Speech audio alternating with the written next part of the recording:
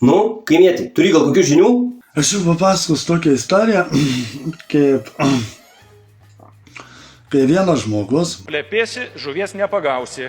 Kadangi žuvį pagavau, reiškia liežuvį už dantų laikiau. vienoje gaujoje nusikalstamų grupuotė Dėkoju, kiek netikėta.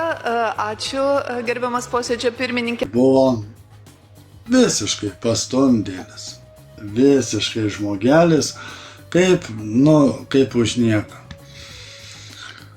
Deja, jie kartu buvo gaujoje. Jūs Sauliaus neįleisit? Nu. Tada mes su tau trysia pašnekėsim. Jau visi, va, dabar prie durų.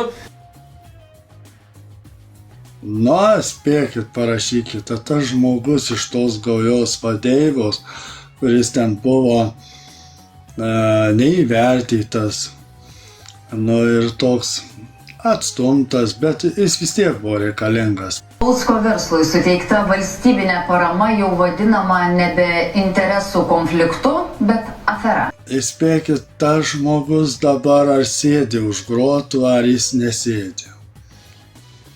Ir parašykit.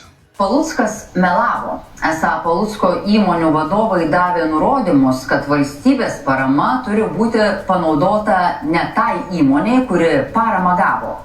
Jau keičiasi ir paskolas suteikusios Ilte pozicija. Plėtros bankas pradeda premjero įmonės patikrinimą. Aš jums uždaviau klausimą.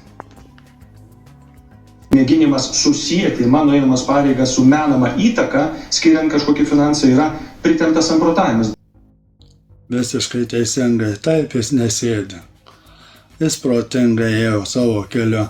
Atsimykit, kad kartais visuomenė, jūs nepažįstat nei vieno žmogaus.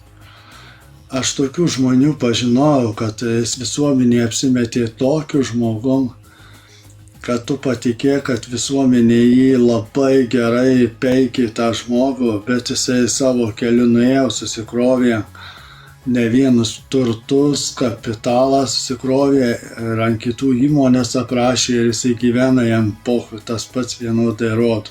Nausėda tyli. Neseniai sakė, kad mėgaujasi darbo su socialdemokratais. Tai ką darysi, kaip čia tave ant ledo paliko? Skambink ir aiškinkis. Klausyk, varkistė, kokią tu varkė, tu gali sukti, tu blyną.